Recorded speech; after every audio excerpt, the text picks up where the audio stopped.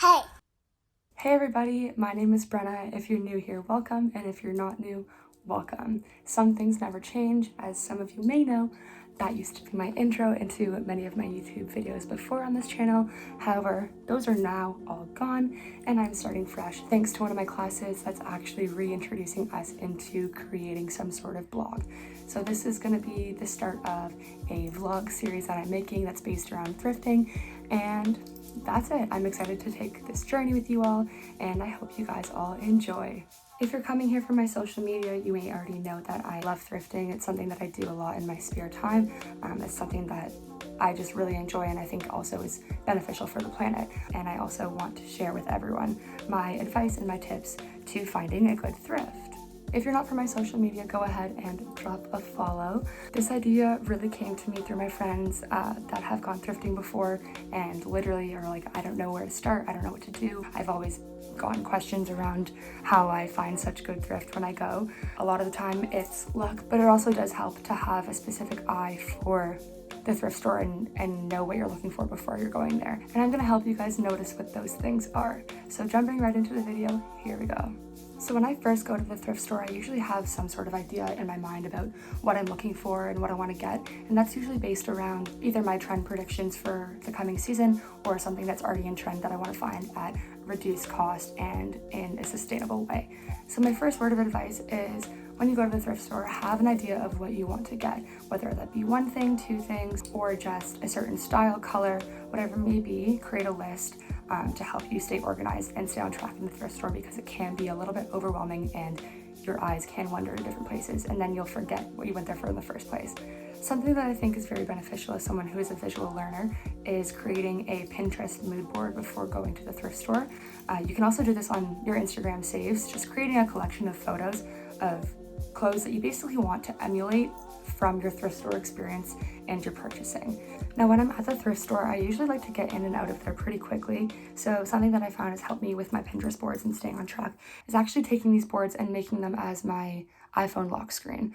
This is really easy to access when you're at the thrift store. Everything you're looking for is right there. You don't even have to sift through any apps, put in your password. I don't know, that's something that I find is really helpful and really easy. So those are the two tips I have prior to going to the thrift store. Once you're in the thrift store, it's a whole other story. Sometimes, however, you're just going to the thrift store to just pass time or to just window shop. So creating these pre-existing lists sometimes is helpful and sometimes isn't. In the case that it isn't, I usually go to the thrift store and I like to separate things by categories.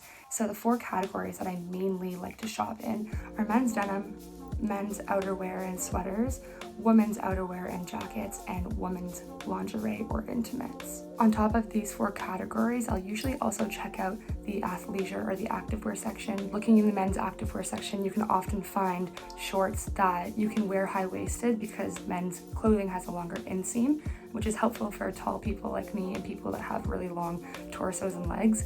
Moving into my favorite part about thrifting in the fall is thrifting for pants, outerwear, and specifically denim. A major tip, if not my number one tip that I can give you, is when shopping for denim at the thrift store, look in the men's section.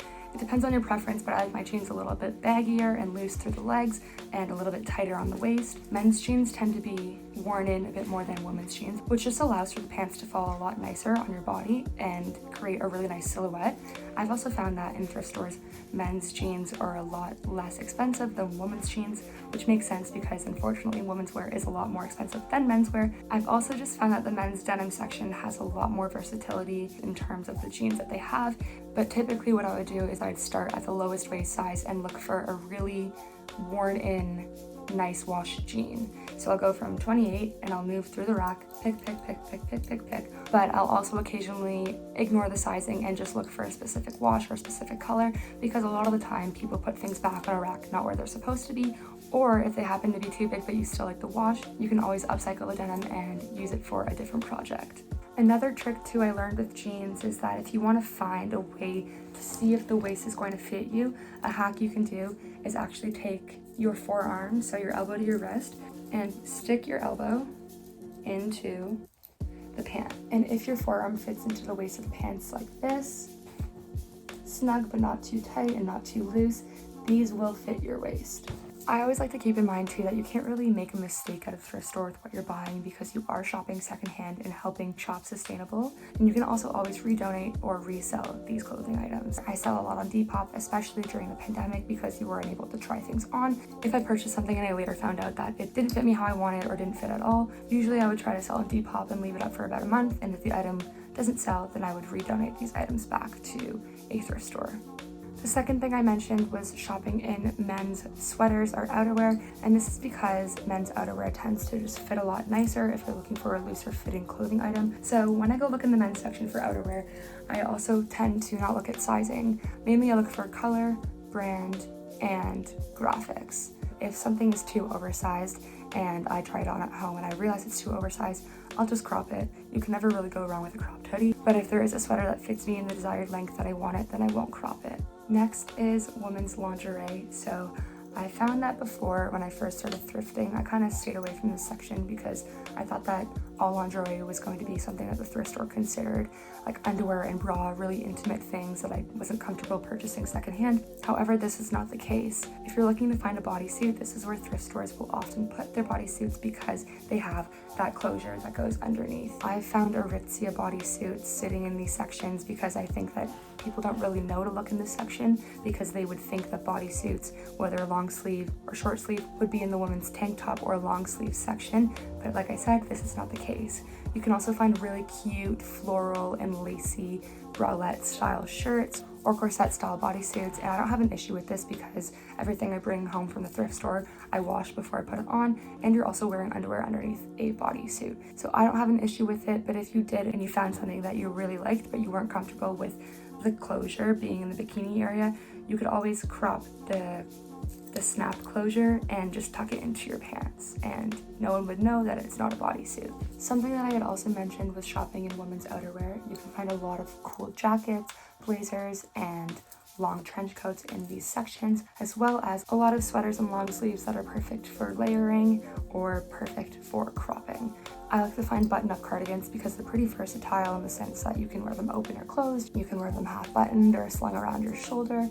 And something that I also like to keep in mind is that if a sweater or a shirt is a little bit too big on me and I want it to be more tight fitting, you can always bring it home and put it in the dryer on high heat a couple of times and the article of clothing will shrink down. When I go thrifting, I also always find myself shopping in the men's t-shirt section. This is where I find a lot of my oversized graphic tees. Again, when looking for t-shirts, I look specifically for color and pattern and the graphic on the front of them. I like to find graphics that have that kind of crackled, worn-in look to them because I think they look a little bit more authentic and they tend to fall on your body a lot nicer. They're less stiff than normal t-shirts. You can also feel for fabrics that are light and loose. You can usually feel right away as opposed to a shirt that's more hard and hasn't been worn as long. With men's t-shirts too, I also like to look for collared t-shirts so I can crop them into little collared crop tops. They're really good to wear just on their own, or you can layer them underneath clothing and have a little collar pop out, which is something that's really cute. For the ones that I crop, it really doesn't matter the sizing that you find because you are going to be cropping it. And then for the graphic tees that you find, honestly, I think the bigger the better because I like wearing my graphic tees with the option of wearing them down over biker shorts, and if they're too big with jeans, you can always just tuck them in. And lastly, this is something that I forgot to mention at the beginning of the video, but one of my favorite parts about going into the thrift store is going into the little girl section. The little girl section has the most untapped potential ever. If you're looking for summer tank tops or any tight-fitting shirts, any crop shirts, this is the section to shop in. Whatever the highest sizes are for the little girl section, you can typically find really cute, tight tank tops and t-shirts going along with like the baby tank and baby tee trend. This is where I find all of those items. So if you're not finding any luck in the women's section with sweaters, go to the little girl section and I promise you won't regret it.